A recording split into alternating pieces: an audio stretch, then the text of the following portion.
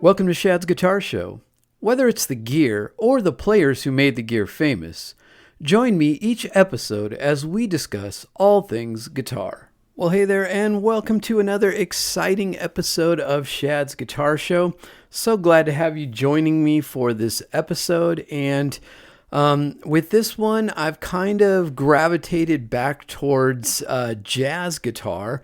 And I've been listening to some of my vinyl records, of course, some jazz artists that I really love, George Benson, my favorite Kenny Burrell, Grant Green, Barney Kessel, but in particular, an album that is a collaboration between the famous jazz pianist Bill Evans and the guy we're going to talk about today, Jim Hall.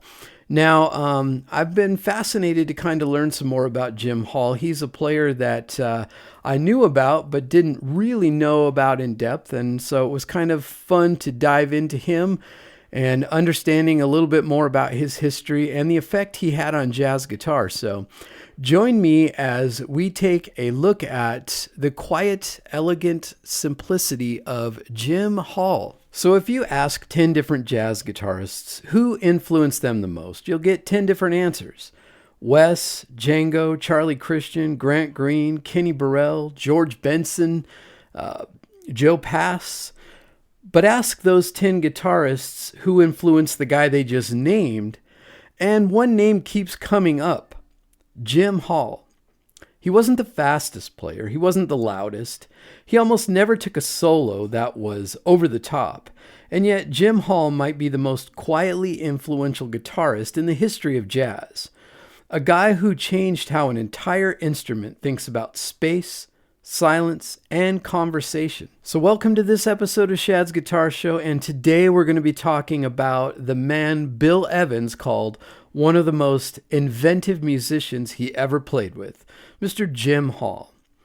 So Jim was born James Stanley Hall, December 4th, 1930, in Buffalo, New York, and grew up mostly in Cleveland, Ohio, in a musical household. His mom played piano, his grandfather played violin, and his uncle played guitar. The uncle's playing is actually the thing that hooked young Jim. Here's a detail I love. His first guitar was a cheap Gene Autry model, the kind of drugstore cowboy guitar a lot of kids in the 30s and 40s got started on. It was absolutely nothing fancy, but he was serious about it almost immediately. By 10 years old, he was already gigging, and by his teens, he was playing dance jobs around Cleveland. Now, what sets Hall apart from a lot of guitarists we've covered on the show is that he didn't just absorb jazz by ear on the bandstand. He went and got a real formal music education. He enrolled at the Cleveland Institute of Music and earned a bachelor's degree in music theory in 1955. He studied classical guitar and composition seriously enough that arranging and harmony weren't just instinct for him, they were tools he understood from the inside out. And that's a big part of why Hall's playing sounds the way it does. A lot of great jazz guitarists play brilliant lines. Jim Hall composed in real time. His solos have shape, a beginning, a middle, and a payoff because he was trained to think like a composer, not just a soloist. After Cleveland, like lots of players of his generation, he headed west. He moved to Los Angeles in the mid-1950s, briefly studied classical guitar with the Spanish concert guitarist Vincent Gomez, and started working the fertile West Coast jazz scene, which is where his career actually launches. The gig that put Jim Hall on the map was joining clarinetist and saxophonist Jimmy Gouffre's trio in 1956, an unusual chamber-like group with no drummer and no piano. Originally guitar, clarinet, and either bass or valve trombone. Now, without a rhythm section propping things up, there was nowhere to hide. Every note mattered. And that setting basically forced Hall to develop the vocabulary he has become famous for. Counterpoint, comping, and incredible sense of space. And the idea that silence is as much a part of a solo as the notes themselves. This is really the birth of the thinking man's guitarist reputation that follows Hall for the rest of his career. He wasn't running scales at you.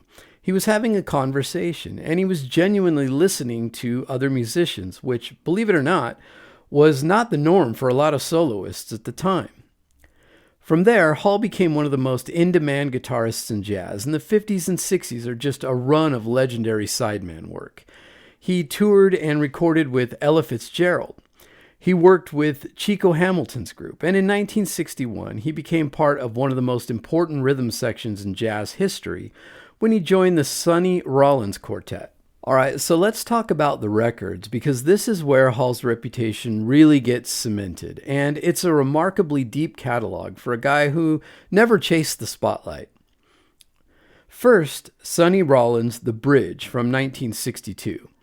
This was Rollins' big comeback album after he'd famously stepped away from performing for 2 years to practice at the Williamsburg Bridge in New York.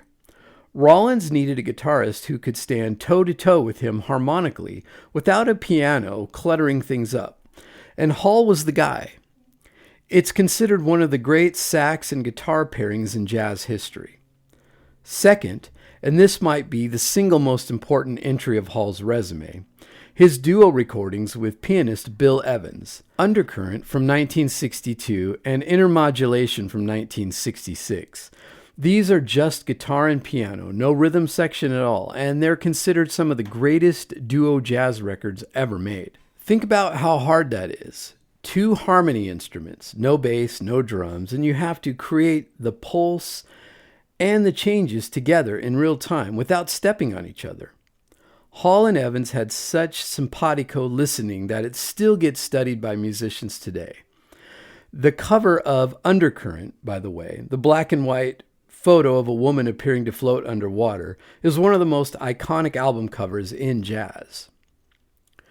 Third, his work with alto saxophonist Paul Desmond, especially the mid-60s recordings that eventually got collected under the name Bridge Over Troubled Water.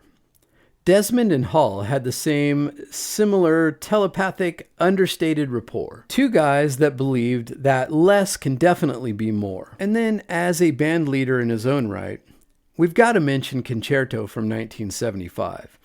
It's lush, it's cinematic, and it shows off Hall's arranging chops as much as his playing. And later in his career, we should also mention the album Alone Together from 1972, a duo record with bassist Ron Carter. And it's another stripped-down setting where Hall just thrives. And Jim continued to write and record all the way through the 90s and into the 2000s, well into his 80s. Jim passed away December of 2013, just shy of his 83rd birthday, and he was still actively performing and composing.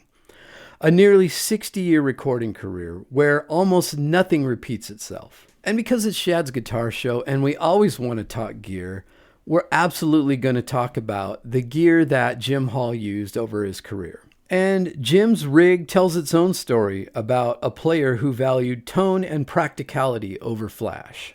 For many decades, Hall's main axe was a Gibson ES-175, and that's the same workhorse archtop you'll find in the hands of early Wes Montgomery, Herb Ellis, Kenny Burrell, and Pat Metheny. Hall's particular ES-175 was an early 50s model with a single P90 pickup in the neck position, and it became his bread and butter sound for years. That warm, woody, slightly dark tone that basically is the textbook definition of jazz guitar tone for a whole generation of players. As his career went on, Hall moved to instruments built by legendary luthier Jimmy D'Acquisto, a hollow body electric with an orange top built specifically for Hall, using his Gibson as a reference point, plus an acoustic D'Acquisto avant-garde model. These were hand-built, one-of-a-kind instruments, and Hall played them for a big stretch of his later career. Now, D'Acquisto guitars are rare, valuable, handmade instruments, and eventually, Jim got nervous about touring internationally with something that couldn't be replaced. So in the early 1980s, he started working with luthier Roger Sadowski, who'd already been maintaining his D'Acquistos. And after years of prototypes, refining the top and back thickness, reducing body depth to cut down on feedback, and shaping the neck to Hall's exact specs, the Sadowski Jim Hall signature model was born. Some longtime Hall watchers point out that the Sadowski years were actually a smaller slice of his overall career than people assume. maybe the last decade or so. While that ES-175 and the Diakistos cover the bulk of his playing life. But the Sadowski became the guitar most associated with his later shows, precisely because it gave him a great sounding instrument that he didn't have to be afraid of losing on an airplane. And as a side note, my absolute favorite jazz guitar is my 1954 ES-175 that reminds me every time I see it of Jim Hall with the single P90 pickup in the neck position. It's just a fantastic instrument, and I always think Jim Hall whenever I see my guitar. Amp-wise, Hall was famously understated. Small, clean, jazz-appropriate rigs rather than anything flashy. In his later years, he was often seen playing through a Polytone Mini Brute. It's a classic little jazz combo amp that a whole generation of guitarists gigged with. And he'd point out that he came from a generation that thought of the electric guitar as basically an acoustic instrument with a little help. His duo work with Bill Evans is a perfect example of that philosophy in action. And despite his reputation as a purist, Jim wasn't necessarily stuck in the past.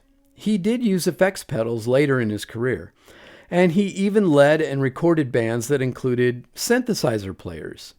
The gear served the music, not the other way around, which may be the perfect summary of Jim Hall's philosophy as a player and composer. So why does Jim Hall still matter? Why are we still talking about him in jazz guitar circles all these decades later? Well, here's the thing about Jim Hall. He never had the pop culture moment that guys like Wes Montgomery or George Benson had, or the guitar hero mythology of someone like Django Reinhardt. But go talk to Pat Metheny or Bill Frisell or John Schofield, guitarists who came up a generation or two after him, and they'll all tell you the same thing. Jim Hall taught them how to listen. He proved that a guitarist could be the most sophisticated musician in the room without ever raising his voice. The restraint isn't the absence of ideas. It's the presence of really, really good ones, chosen carefully. So if you've never sat down with Undercurrent or The Bridge front to back, that's your homework for this week. Turn off your phone for a bit, turn it up on some good speakers, and listen to two people having an amazing conversation. And even if you're not necessarily a fan of jazz guitar, there's a lot that you can learn from Jim Hall as a musician. So I encourage you to take some time and really give these albums a listen. You might be surprised at just how much it influences your own playing. If you've enjoyed this look at the legendary Jim Hall, please make sure and share it with a guitar playing friend or just a jazz music lover in general. And make sure to leave a 5-star review wherever you're listening. When you're on YouTube next time, make sure you get over to Shad's Guitar Show and subscribe. And also when you're on Instagram, make sure to follow me there at Shad's Guitar Show. There's lots of great content and ways to connect with me there, as well as listening to the show. And I really appreciate you coming along for the ride once again. And let's never forget, the best guitarist is the one having the most fun.